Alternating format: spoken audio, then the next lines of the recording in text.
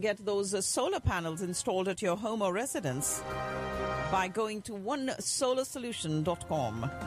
Bringing you the world news coming up next. This is Radio Caravan, the world news read by Shabnam Madi. Early voting has started in Texas today. President Trump today will travel to Pennsylvania for his second campaign rally since his bout with COVID-19, while Democratic rival Joe Biden is heading to Florida as the fight for the White House focuses on two of the biggest battleground states.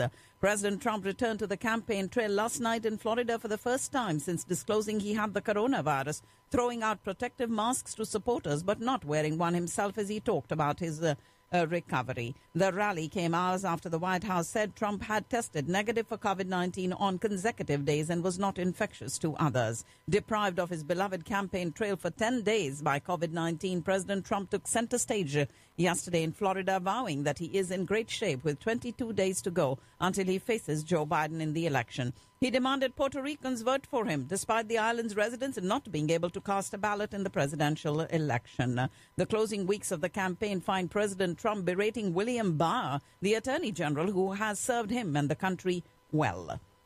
President Trump's polling numbers are looking very grim ahead of the upcoming presidential election, and even internal Republican data shows he's struggling mightily. Donald Trump running out of days to change the current trajectory of the presidential election after a week where he pulled out of a debate scheduled for the 15th of October, and when Vice President Mike Pence apparently failed to win more voters during his turn in the spotlight last week. And now the only major scheduled debate is on the 22nd of this month. U.S. voters have cast more than 10 million votes for the November 3rd presidential election, significantly outpacing the early vote in 2016 and suggesting a large turnout. Polls showing Biden holding a big lead over Trump among voters nationwide. Addressing a campaign rally in Cincinnati, Ohio, which is a battleground state, Biden said America needed a leadership that seeks to de-escalate tension, to open the lines of communication and bring them all back together. Democratic vice presidential candidate Kamala Harris has alleged that Republicans are defying will of the people by rushing the Senate confirmation of Judge Amy Coney Barrett to the U.S. Supreme Court, and called on to postpone the process until after Americans decide who they want in the White House. U.S. Supreme Court nominee today facing the first of 2 days of direct questioning from senators as Democrats try to make the case for her confirmation, threatening health care for millions of Americans. President Trump blasted demonstrators who organized in Portland. Put these animals in jail now, he tweeted yesterday. The radical left only knows how to take advantage of very dumb leadership fools, and this is Biden law and order. Johnson & Johnson has said it had temporarily paused its COVID-19 vaccine candidate clinical trials due to an unexplained illness in a study participant, delaying one of the high-profile efforts to contain the pandemic. And the case of a man in the United States infected twice with COVID-19 shows there is much to learn about immune responses and also raises questions over vaccination. The judge investigating a massive blast in Beirut that killed and wounded many people 2 months ago has received a report from the FBI about their own probe of the blast. And the United States launched airstrikes against the Taliban in Afghanistan's Helmand province after a large-scale offensive saw insurgents take over military bases in the region and close in on a key provincial capital. Azerbaijan and Armenia accused each other of serious violations and crimes against civilians, and Azerbaijan also said it had launched airstrikes as a day-old humanitarian ceasefire looked increasingly frayed. Germany's foreign minister headed today to Greece and Cyprus, pledging full solidarity with them in their dispute with Turkey over sea boundaries and drilling rights in the eastern Mediterranean. Germany's population has contracted slightly for the first time in nearly a decade because immigration shrank as a result of the coronavirus pandemic. Italian Prime Minister Conte imposed new restrictions on gatherings, restaurants, sports and school activities in an attempt to slow a recent surge in coronavirus infections, and a new round of social restrictions to be announced by the Dutch government this evening, including the possible closure of cafes and restaurants as the Netherlands battles to control the coronavirus in one of Europe's major hotspots. Poland's health ministry reported over 5,000 new coronavirus cases today, only the second time the figure has passed 5,000 in a 24-hour period since the pandemic began. And the European Union adopted today a traffic light system to guide member states whether to require COVID-19 testing or quarantines for non-essential European Union travelers such as tourists. Pope Francis welcomed Cardinal George Pell back into the fold, making specific reference to the year the Australian spent in prison for his sex abuse conviction, which was ultimately overturned. Cardinal Pell was granted an audience with the Pope in the Apostolical Palace of the Vatican. Authorities in Belarus said they detained 713 people during mass protests a day earlier against the re-election of the country's authoritarian leader in a disputed election, the harshest crackdown in weeks on demonstrators.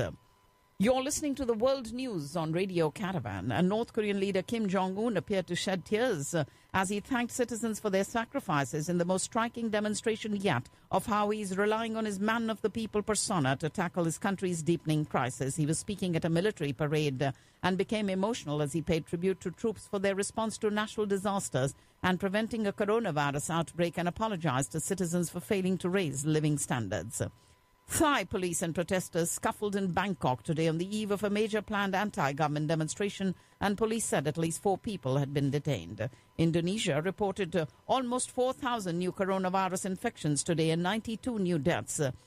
We do have Australia's most populous state saying it'll ease restrictions today despite reporting the biggest one-day jump in new COVID-19 cases in 6 weeks. New South Wales said from the 16th of this month, venues that offer outdoor dining will be allowed to have double the number of patrons outside.